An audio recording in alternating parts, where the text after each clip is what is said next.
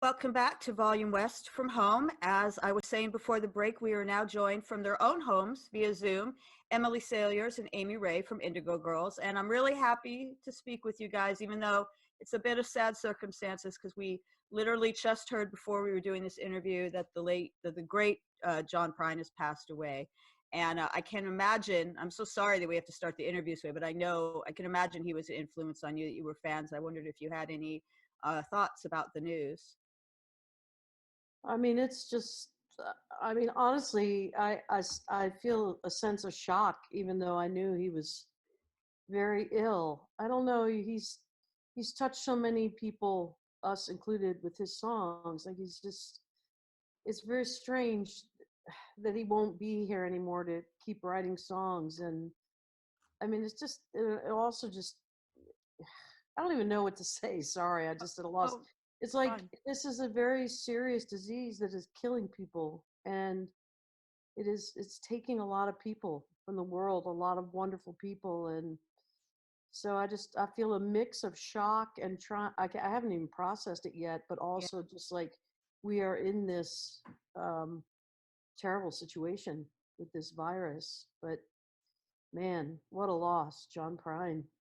Yeah, I'm so sorry to have to, like I say, start the interview this way because I'm excited to talk to you about your new album and the fact that your song was on The Voice this week, which was very cool. But and there's no way I could speak to any, veteran singer-songwriters and not ask them for their thoughts about this. Amy, what are you, what's going through your mind right now? I mean, we already are at this age, I think, where people our age are starting to lose a lot of our heroes and our heroines and the folks that have influenced us and written such great music and rock and rollers, and punk rockers and folk singers and country singers and great jazz artists. And so, you have this period of time in your life when you just start seeing your heroes pass, either through tragedy or just because they've had a really great long life. But in this time period, it's so much more awful because there are so many things we could have been doing to Hmm. prevent this from becoming what it is. I mean, I know it would have been hard to prevent it from becoming a big deal, but just to mitigate it more. But John Prime was, I mean, for me, just, the ultimate craftsperson as a songwriter. And so I definitely would study his writing and his use of language like a Hemingway, very was able to take three chords and put the changes just in the right place and put a melody over it and the words that just went right to the point, that were so descriptive yet often so simple. And that is hard to do, you know. So he was a great man, and I'm very saddened, and I know a lot of people that are super close to him are just going to be having a hard time. Yeah, I think we all are. Well, I don't want the entire interview to, be sad. We are going through some hard times, some crazy times. But one of the ways that you guys have been sort of dealing with that and with doing an album release in the middle of a pandemic, which I can't imagine is easy for any artist as every plan you had changed, is you've been doing all these live streams and they've been hugely successful. The very first one you ever did got 62,000 viewers who I know were super excited. So they seem to be really enjoying, the distraction that you guys are giving them during these hard times. And I'm curious about, I feel like you were kind of one of the early adopters when all the artists started to jump on Instagram Live or stage it. You took that opportunity to get some of your fans. Can you tell me a little bit about your live streaming experience? You want to go first, Dane? Go ahead. Okay. I mean, honestly, when we had a bunch of cool things planned um, before we had to start isolating, before the situation became extremely serious in the United States, and so we were very, very disappointed and sad that we had to cancel concerts. Because we don't ever want to do that, but it was clear that it was for the public good that we cancel these concerts. So in that sense, it was a no-brainer. But immediately, both Amy and I had the same thought to, well, let's just do a Facebook Live thing then, because we can't be there with y'all in person. So let's just do it this way. So it was just something that was instantaneous, didn't take any thought, didn't take any planning. And we just said, well, we'll just go to our manager's office because he will have, sanitized it down, and he's being real careful as well. And we'll just do it real stripped down. And we had some technical glitches, and that was kind of charming in a way. And because it wasn't anything fancy, it was just okay, this is me and Amy, and we're gonna sing some songs. But personally, I didn't have any idea that many people were listening and watching, and I also didn't have any idea of how much it was bringing people together. I had friends who went out in their front yard and sat away from each other in a big circle and played it, and got a lot of commentary about how it really lifted people's hearts and during hard days and stuff like that. So I felt I felt the real miraculous reality of being able to for us to all feel a sense of community even though we were separate. And I thought that was really powerful and cool that it could happen remotely. Very cool. Amy, did you want to have anything to add about that? I mean, I feel the same way. I think I was as much like, I got as much comfort from it as anybody could myself, because just the banter within the community, between people was, because we had someone reading to us comments and stuff as we were kind of going, and I was like, this is awesome. I mean, people are just like talking to each other, and we're kind of like the go-between in a way for it, and it's really cool. And that's kind of what our shows are like too, where people gather to kind of be with each other as much as it is to hear music that we're playing. So it's always been like that since we were playing at the bars, really. So it felt like the bar band going on Facebook Live. You know, it was really fun. There was something that one of you did a shout out to. I don't know if it was during that Facebook Live or during one of your other live things you've done, but you gave like a shout out to LGBTQ youth who are in lockdown, about if they need support or whatever. Can you tell me a little bit about that? Well, I had been talking to a writer from Billboard, actually. I think it was Alexis who actually brought it to my attention. Because she said, you know, what do you feel about all the queer folks that are having to shelter at home, shelter in place, and they live in a home where they're not, treated very well, and they're scared. And I just, it was immediately like pierced me a lot, because I was like, wow, yeah. And people that are homeless, gay, queer youth. And I just felt, so that's for me, that I was thinking about that, because I can't imagine, like, I know some people through my niece who are still in families where it's very hard for them to be at home and not necessarily even safe all the time. And so I just felt like if you could find a safe space, that's where you should be. And if you can't, it was a heartbreaker to think about, even just emotionally feeling unsafe in that situation. Because I remember times before I was out, or when things were hard, when it was hard for me to be at home. And, now everything obviously is great. I'm 55 years old. So, but yeah, so that's what that was about. I mean, I think about, there's a lot of people to think about during this time. There's LGBTQ, there's homeless people, there's people that are in prison, there's, older folks who are isolated. I mean, it's, it's very, and all the people that were having hard times before this happened. And now it's even harder, and so it's like the people that are less fortunate are hit harder, and the people that are more fortunate have an easier time. And it's the wrong balance, in our country, and that needs to change. So maybe some of us will wake up to that. I know you guys are very charity minded and activism minded. You have a long history of that. Are there any charities or initiatives specifically to what you're speaking about, helping LGBTQ youth or homeless people or whatever, that you guys have at top of mind or maybe might do something with? Are there any organizations that you'd like to tell the listeners about? Um, But for me, like we both pay very close attention to the things that Stacey Abrams says. And for those listeners or watchers who don't know Stacey Abrams, she ran for governor in Georgia, and lost that election by a very close margin. But she's done a lot of work with her group Fair Fight Action to get rid of voter suppression, encourage voting rights. But she's also got, well, she's involved in a lot of wonderful projects. But she recently put a call out for people to contribute to the food banks. And there's a particularly hard hit area in Georgia, near Albany, Georgia.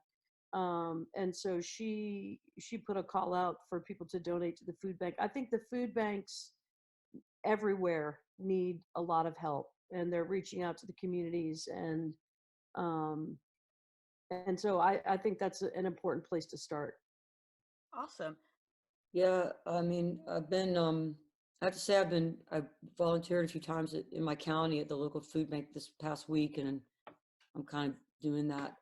And it's true. I mean, I'm there and I'm hearing every story, when I'm there, all the jobs lost, all the people that have a lot of kids that can't feed them. I live in a poor county and it's getting poorer. So I think Emily's right. Food banks are super important, but the Fountain House in New York City, great place that helps homeless people and people with mental problems that to find housing, but they're dealing with this situation and they're super hard hit. National Gay and Lesbian Task Force is awesome. Southerners on New Ground is another group that deals with queer people, but also my immigrant issues. So there's a lot of El Refugio in Georgia is an immigration group that we work with. The same people that needed help before this need help during it. I mean, that's the bottom line. Yep. Amy, you mentioned that you made a reference a couple minutes ago to like before you came out. It's my understanding. I mean, the Indigo, you guys came out publicly to your fans or whatever, and like I'm gonna say it was like 1990 or 91, which was pretty early at a time when that didn't happen that often. And I'm curious about what the reaction was at the time, and if you've ever had other artists say to you guys that they feel you guys doing that, open doors for them or anything like that. I think that time period is about right. We were always open. Like we developed a strong local following, and we were a bar band and toured, and so we were out to our families, to our friends, and locally. I had to get through some fear, some self homophobia, when we started to go national, when we got signed, and I think it was like maybe the Philadelphia newspaper or some national press wanted to ask about it, and I had to go through this fear that Amy didn't have. But early on, we discussed it, and then once I got over the fear, I was so grateful to be part of the movement for equality and for recognition. Of course, a lot easier for me to come out than so many people I know, whose stories I know, whose lives are actually in danger by coming out, or losing their jobs, or getting kicked out of their church or their synagogue or their family, or whatever the case may be. So I think coming out was just a really important and natural thing for us to do. And there's no doubt that people have said to us, you helped us in our own journey of coming out. And I think it's because every group that's oppressed or small or marginalized, needs representation, needs to see people who are of the same ilk or going through the same struggles.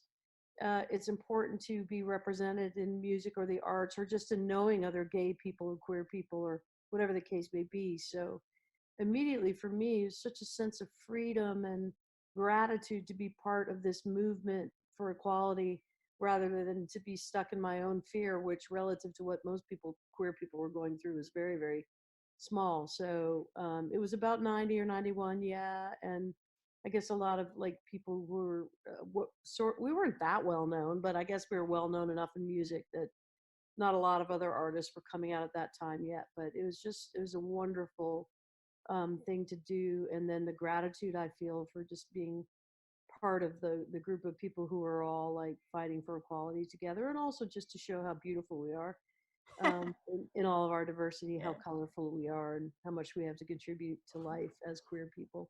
Before we go to break and talk, get more into talking specifically about the album coming out May 22nd, Look Long.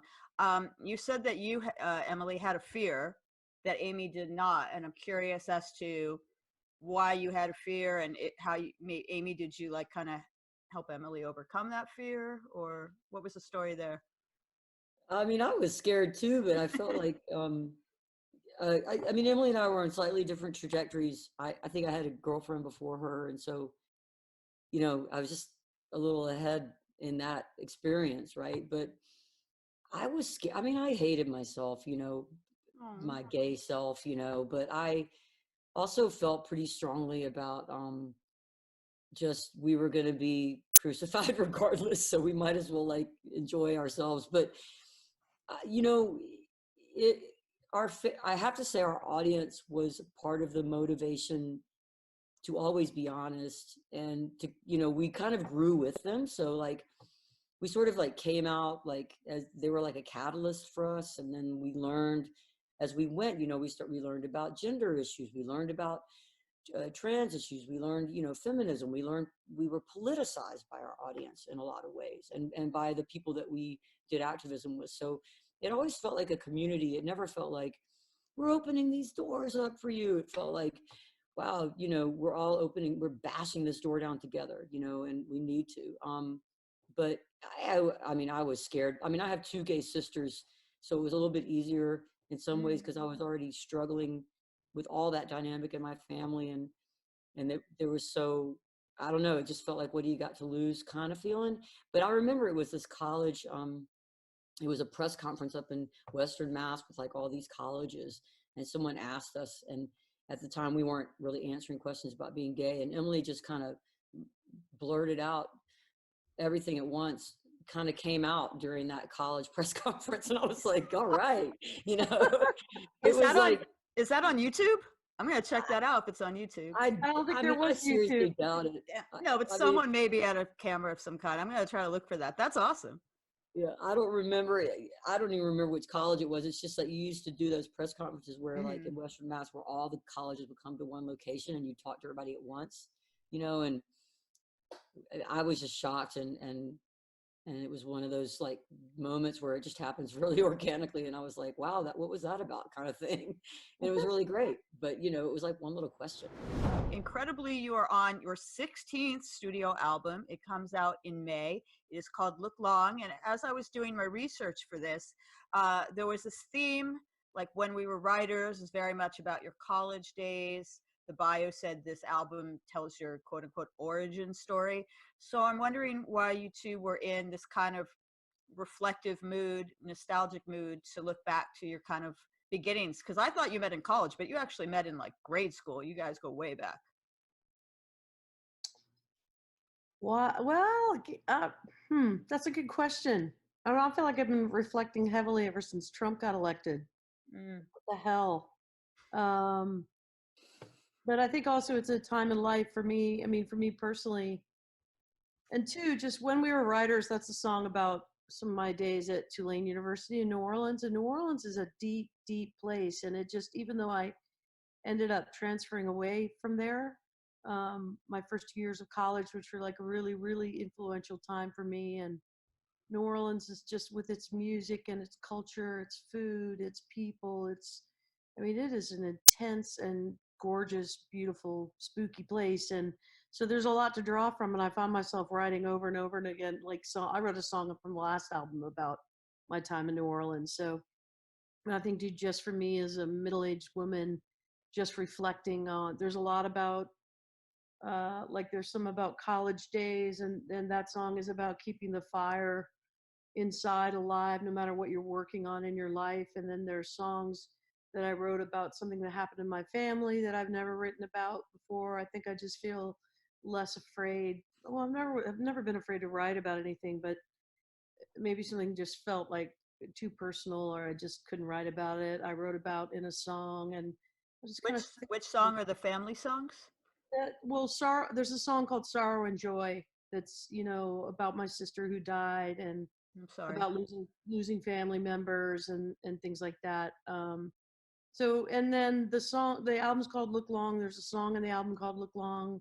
It's very, very reflective. It's about long-term vision, and I think it's just probably, for me personally, just where I am in life and the things that I'm thinking about, and sort of like have a longer perspective in terms of years than I did from each album that came, the one before and the one before and the one before, so just where I am for me. And Amy, where's your mind in terms of feeling reflective with this album? I mean, I think you get old and you think about your past, it's just the way it is. Yeah.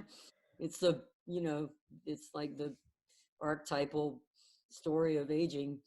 And we fit right in.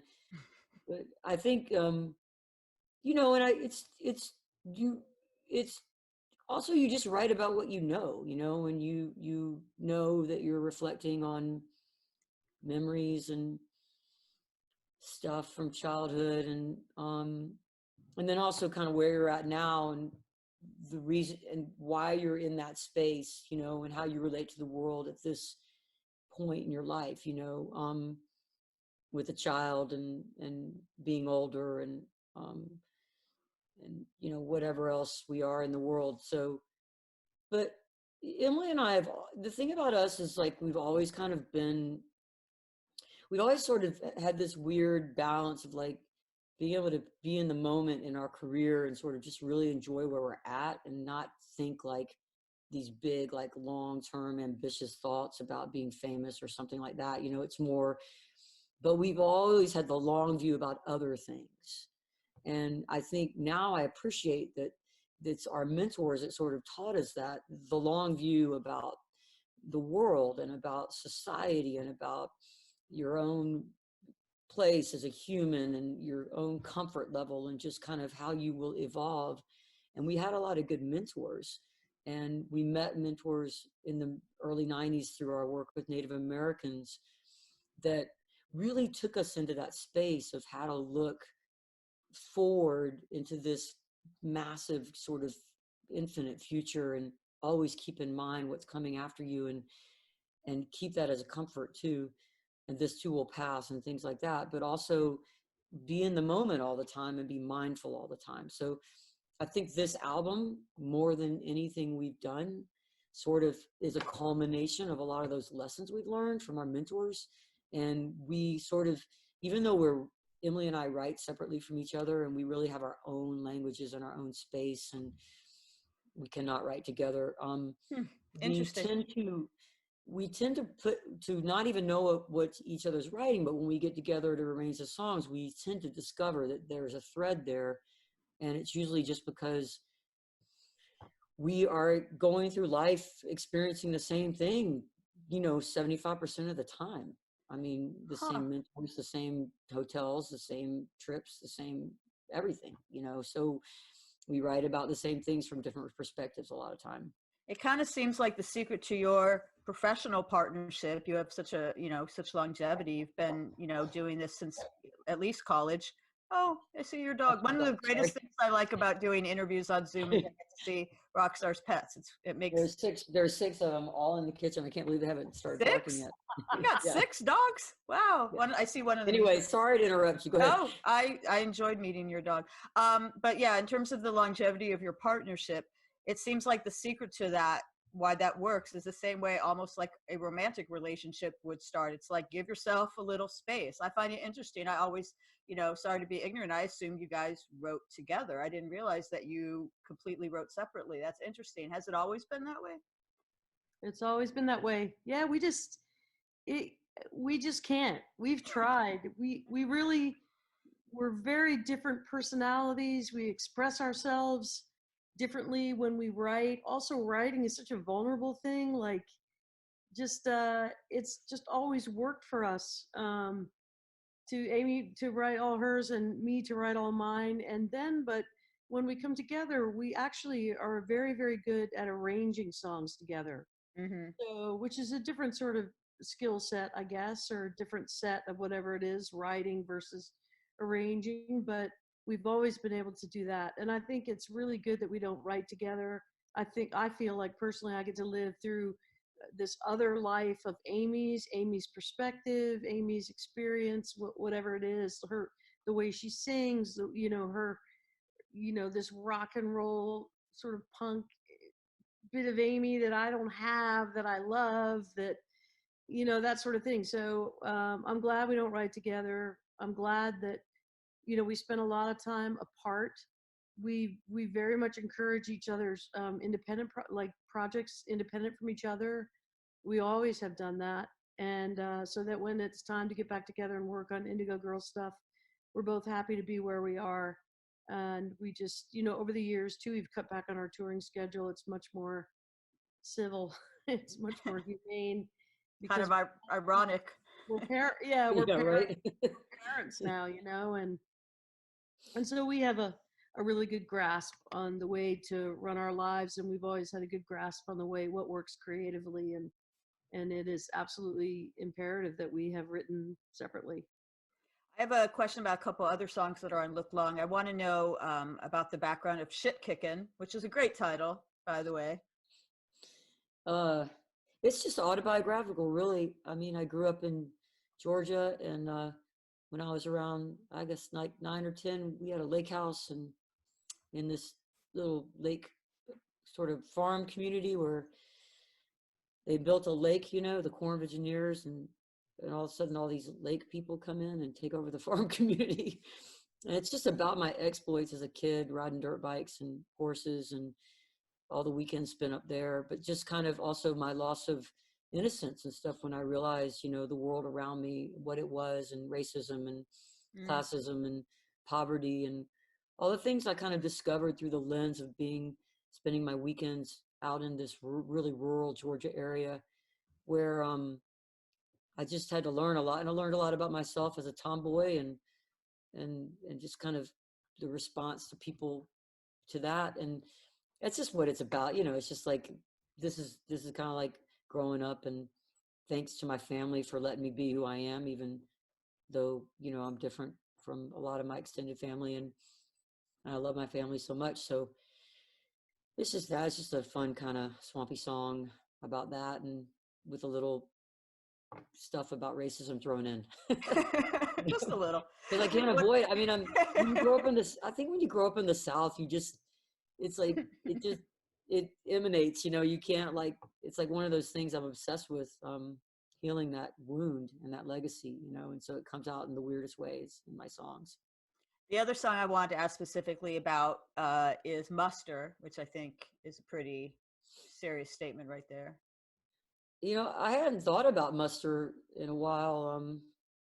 Well, actually, I did think I had thought about. I did, well, in a while I hadn't, and then I did think about it because that song is about it was inspired by the kids from Parkland after the Florida shooting, and just the movement that was started, and just sort of the dialogue between and the earnestness of all the people that worked so hard for so long to help with gun violence, and just always showing up in their best clothes and I mean that symbolically, you know, just showing their best face and coming and trying to have hope all the time to help heal that. And that's what it's about, really. And just, but it's so interesting to me because we were, you know, 2 weeks ago pleading with all the young people to socially distance themselves and not go to spring break parties and all this. And I just thought to myself, as I was talking to my nephew who's like 21, and he was talking about his friends not doing that. Good. And we were talking about how you get people to do that. And I was just thinking about like how we're pleading with them. And, you know, a couple years ago, all the kids were pleading with us to listen to them about gun violence and to do something about all the people dying from it. And the adults just ignored it and just kept doing government as usual, and nothing happened. And I just thought, you know, what if the kids always ignored us when we asked them to do things, you know? And it was just this weird thing in my head. So I mean, it doesn't equate completely or anything, but it was that kind of tug of like disconnection between generations, and what does it take to bring all of us together to really solve something? And we're finding that it takes everybody, obviously, like in this situation. Absolutely. Well, I'm going to completely switch gears because I want to make sure I ask this question before we run out of time. But Whenever We're I'm so researching, serious. no, I like talking serious stuff. It's fun. Uh, This is a completely random question. It has absolutely nothing to do with what we were talking about. But as I was delving into Wikipedia and Google, as one does when one is researching for an interview, Susie Sue joined you on stage once. I'm a big recovering goth. I actually haven't recovered. I still am.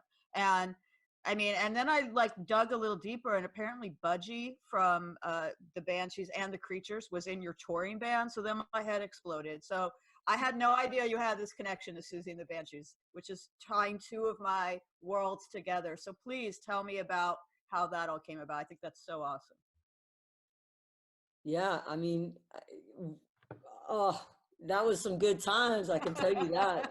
I bet. Susie, Budgie played drums on one of our records, and then on Rites of Passage, right, Emily? Rites of Passage on Chicken Yeah. Man. Yep. Yeah. And Wow. then and harmonica, and he ended up, and I was a big Susie and the Banshees fan and Creatures fan, but he ended up on the road in our touring band. And so she, they did everything together at that time, and she came out and traveled with him.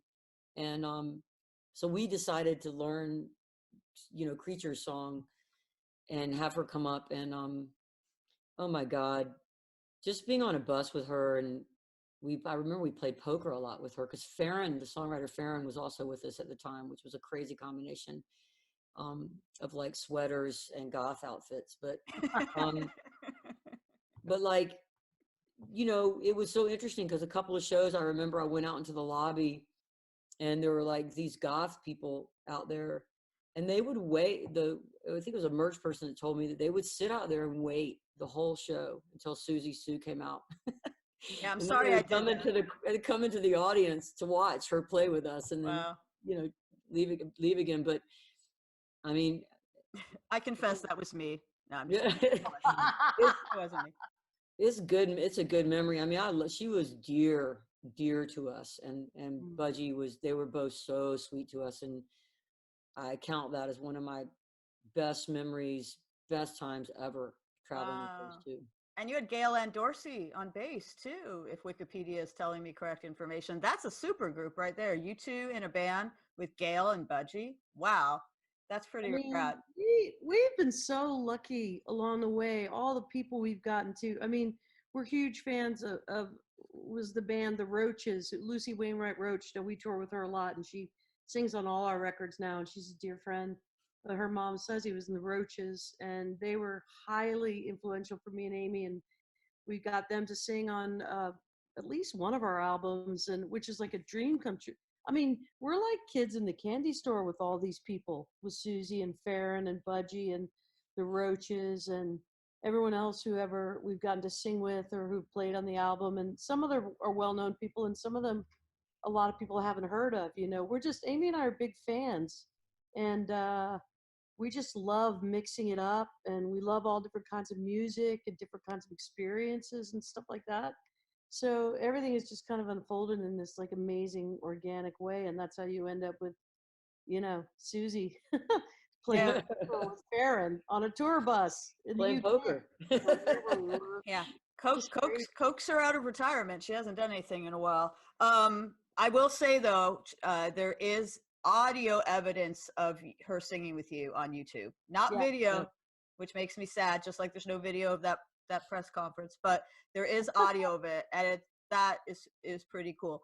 We're almost running out of time, but to piggyback onto that question, who would be your dream collaborators going forward? You go first. Uh well, I would have loved to work with Stevie Wonder at some point. Um, I'm a massive fan of the singer JoJo. Oh, I like really good pop music, and I love great singers, and she's one of the best singers out there. So those are the people who come to mind off the top of my head. But I'm certain as soon as we finish this interview, I'll think of 100 more and go, "Oh man, I just said them." I have always dreamed of collaborating with Outkast, Andre, and Big Boy. That time period.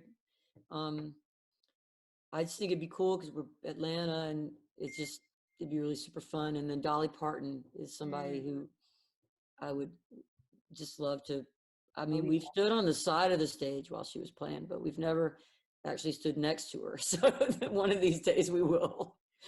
Well, I co-sign all of those. Do a super group. Dolly, Big Boy, Andre 3000, Susie, Budgie, JoJo, and the Roches, just all together. And and Stevie Wonder. Get them all together and do some kind of We Are the World remake for healthcare, first responders, and it will be epic. Live stream it on your Facebook Live, or here, you can stream it here.